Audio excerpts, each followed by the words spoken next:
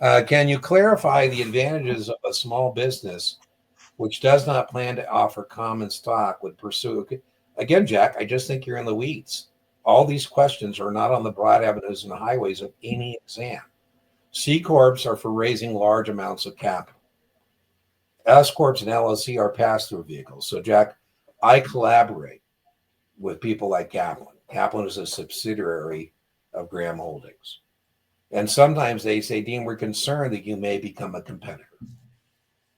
Yeah, and I say, well, one way you know that's not true is because you're making checks payable to Guru Exam Prep LLC.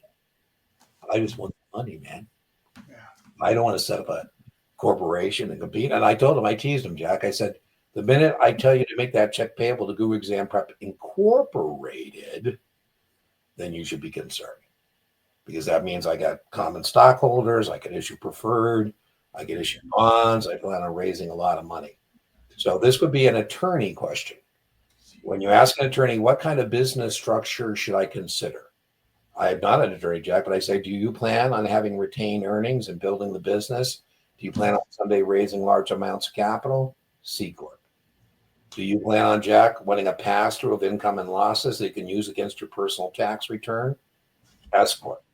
The first brokerage firm I worked for, Jack, was an S Corp. And I went to Jeffrey and I said, we can make money if we tried.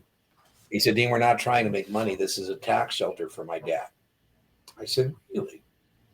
And I walked down the hall to his dad's office. I said, Mr. K, are we trying to make money?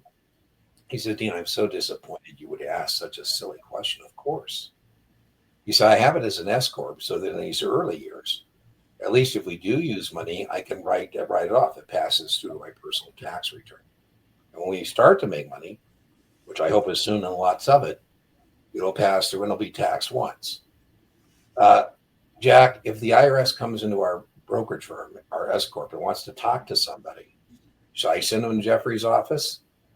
This is a tax shelter for daddy? Or should I send them to Mr. K's office? The tax benefits were important, but they're not the primary motivation. You can't let the tax tail wag the tax dog. Now, besides the flow through, knowing that C Corps don't flow through profits and losses, and S Corps and LLCs do, the other test question here is S Corps are limited to 100 shareholders, none of which can be non-resident aliens.